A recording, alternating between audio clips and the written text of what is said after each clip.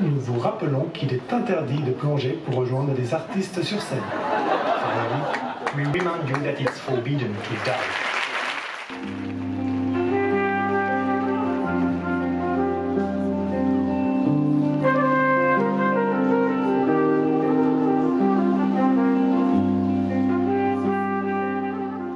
Il y a là une ville de Montreux qui a eu 2 ans sans son et sans festival.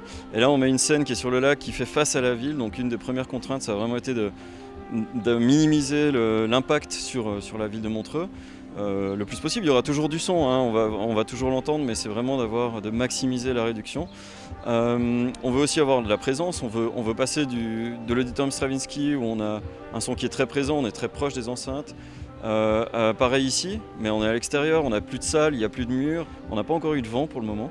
Le vent, à Paléo on l'entend par exemple, on a le vent qui va déplacer du son, ça donne un effet un tout petit peu bizarre. Donc dans la conception du système de son, on essaye de minimiser ça aussi. Super retour, on a plein de félicitations pour le moment, c'est génial.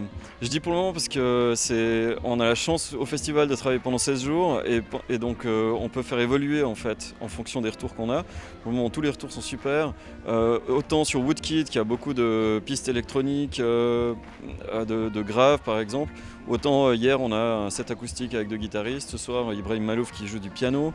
Donc pour le moment on est passé à travers tous les styles plutôt sans problème. Alors très souvent c'est des ingénieurs du son qui viennent avec les artistes parce qu'ils ont une couleur, c'est des artistes qui travaillent ensemble, enfin c'est vraiment une patte artistique que ces ingénieurs du son ajoutent aux artistes. Ils ont travaillé avec l'artiste pour faire ça.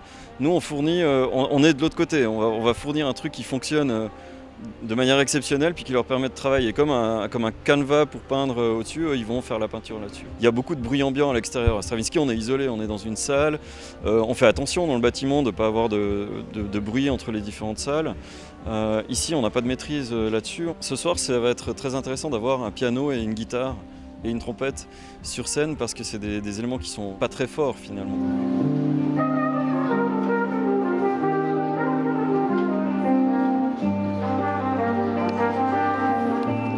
Par défaut, les basses, ça va aller dans toutes c'est sphérique, ça fait une sphère comme ça.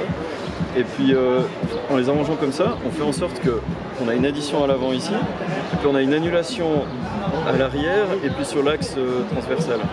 Ça veut dire qu'on enlève des basses sur la scène, et on les pousse vers le public, ce qu'on a envie d'avoir.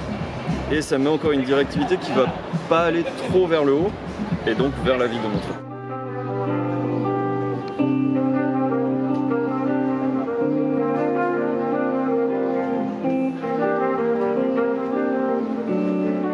Là, il y a un paysage qui est incroyable. Et donc à Stravinsky, la seule chose que tu as envie, c'est de sortir, c'est d'avoir une pause pour pouvoir aller à l'extérieur en fait. Parce qu'on est à l'intérieur toute la journée, la salle est climatisée. L'inverse de ça, c'est que quand il pleut, ou quand il y a un orage, ou quand l'orage menace, il y a tout un protocole de décision qui entre en jeu maintenant, de dire est-ce qu'on arrête, est-ce qu'on va casser du matériel. Il y a plein d'autres choses qui entrent en jeu. Pour moi, la vraie différence, elle est dans la météo. Beaucoup de plaisir d'être à l'extérieur, beaucoup de plaisir d'avoir ce paysage, et puis on est tous très contents.